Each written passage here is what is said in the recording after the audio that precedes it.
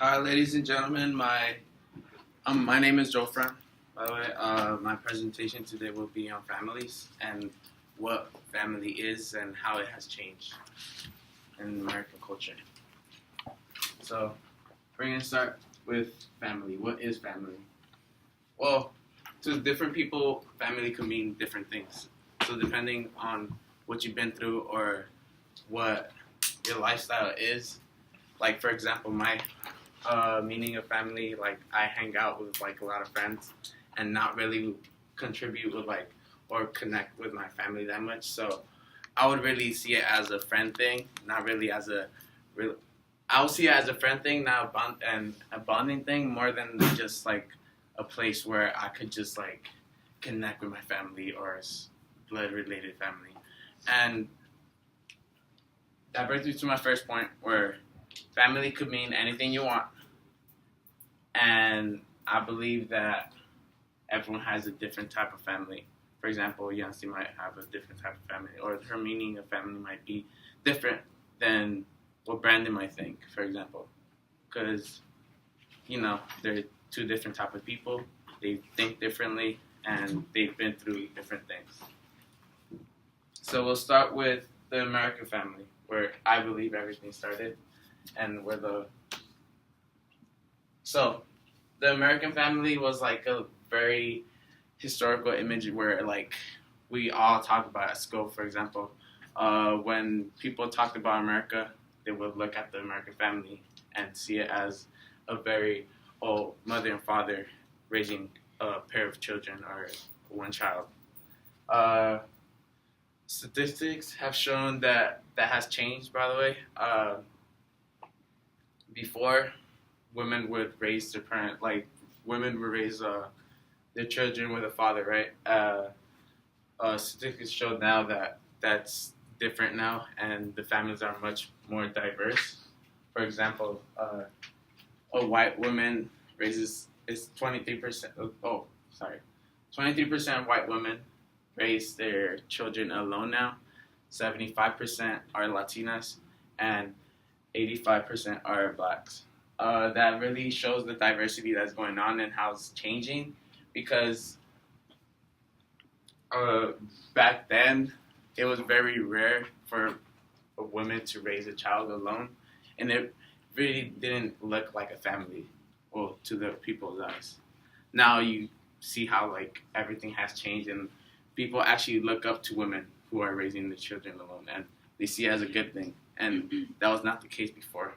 Uh, so now I'm gonna talk about Latin families, and this is another type of family where most of us come from.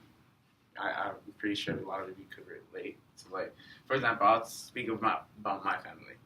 So my parents, they came from Guatemala, right? They had to separate for a while, so my dad had to come first, then came my mom. And throughout that time, like I would like speak to my parents, so I would be like, "Oh, how was your relationship like? Like how was it like working and stuff?" They said it didn't work. They said they were like broken up for a while, and then like they got back together once they were both here. But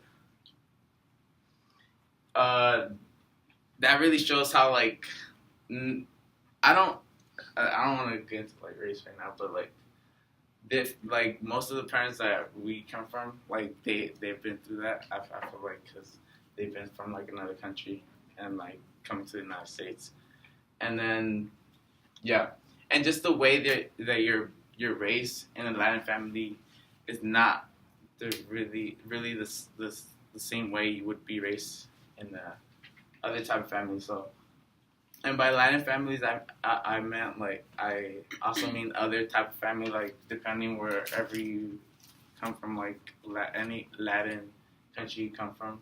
So I believe every it's different. All right. So my third type of family would be a foster family, and most of my PDFs like speak of this type of family because most of them talk about how difficult it is for a foster child and for a foster parent to contribute and like unite. for example, one of my PDS talks about a foster child named Eric, where he is very, very like self-conscious and like really doesn't like speaking to any of his friends. And then like the story goes on, they talk about him and they talk about the family that he's going to go into, and then he eventually like has to like get rehab and stuff because like he really doesn't speak to his new family. But then in rehab, he realizes that he needs to trust someone and he needs someone like to talk to in order to like really make that connection and stuff. Like, so he gives it a try eventually, and he grows a family. And then it's very crazy how like it's someone who doesn't 8:15. have connection with you, or someone that like you believe like it's impossible to like talk to or build a connection, really could be like become your best friend and become someone that you really like. And I feel like foster like children and foster families are like a great example of that, because these people like they really don't know who they're going like to be with for the rest of their lives. For example, like it's hard. It would be crazy. It's crazy. And my fourth example is best friends and friends in general. This also fits in like gangs and stuff, but I'll go on and talk about it. So I have a good example with this because, for example, I have my own group, and then I'm pretty sure you guys have your own group as well, and you guys have your own like story and stuff. But for my example, I'm gonna use my story. My story is I see this group right here as a family. Well, because coming into like OG and stuff, like I really didn't like speaking to a lot of people, and like my group like was only based off of one. I saw it. Like the less people I had in my family, or the less people I would talk to, the less problems I would have and stuff like that. And I saw it like that throughout the whole high school, like my whole high school years and stuff. But then I started realizing like there's other groups that have like a lot of friends and they have like a lot of fun. So I was like, you know what? Let me give it a try and stuff. So I started talking more to people, and then it worked. Eventually, like you do grow relationships with people that you don't like. Some of them even tell me that they didn't like me before, and like, and it's true. Like like there's people that you think that you're not gonna grow a relationship with, or it's impossible to grow a relationship with, and then eventually, like they end up becoming like your best friend, and people that you like think that you're gonna like talk to like the rest of your life. And yeah, and this brings me up to like the gang members and like the gang relations that go on outside. I know a lot of people that are in gangs, and specifically one, and his name is like Jonathan. So Jonathan is like was one of my closest friends until like he got into a gang and like he like went his own way. He was like a smart kid, right? He would like to do anything he wanted. We would hang out and we would like speak about it, and like we would like talk about how so what are you doing like after school and stuff, and he would like tell me that he would go hang out with like people and stuff, and then I would ask him like what was the case, like what was the reason, what was the reason to joining the gang and stuff like that, and he would like the first thing he would say is like feeling wanted, or feeling like you have like some type of like attention. So, and then it's kind of like it kind of brought me back to like the foster kids and like how they see it as like going into the family. For example, like if you like really think about it, like when you feel wanted in the family, you feel comfortable. You start feeling comfortable, and then you start feeling wanted. Like you feel like you belong somewhere, and that's kind of what like Jonathan was saying. Like, oh, I felt wanted with like my friends. Like they really, I really felt like I was like part of the family, and I feel like that was very like touching. For example, like I like if that's the way he felt, then what was the problem? Just the case that he was like joining a gang. If you never know like you people judge the people that go into like gangs and stuff and are in gangs and they don't really know the purpose or the reason why they go into it. Like they might be going into like stuff through like in their family that makes them join the gang. So I believe that the gangs are like a very strong example of like what a family really means, and you know. And this brings me to my last type of family, which means pets. I could relate to that, and I know someone that could relate to that too. For example, Amber, she loves pets, and she loves her pets. So I think she's like the person that I know the most that would like really cry for any like of her pets if like anything ever happened. Like if you were to like kick her pets, she would like really like but it's true, and I understand.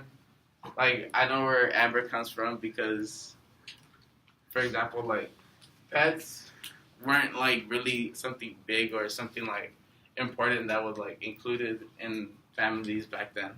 For example, the American family, you only saw mom, dad, and then children. And then eventually you started to see like, for example, like pets being included and then like pets being like a guy's best friend. That's a term that came up eventually when like a guy wasn't like with someone and like he was like just alone and a pet would be like his friend and stuff. And I feel like pets are like a very strong part of your family now. For example,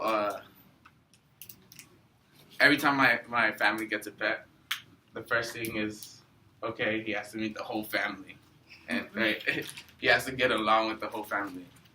And that's what I think everyone does. Like, everyone teaches their pet to, like, get along with the whole family, protect the house. You know, they're kind of put into the family and, like, put into, like, this structure where, like, they're, like, kind of head of the family, and they kind of take care of the whole house. So I feel like that's a very good example. And so I want to talk about how my mentor. So I have Williams. I believe that's how you say her name.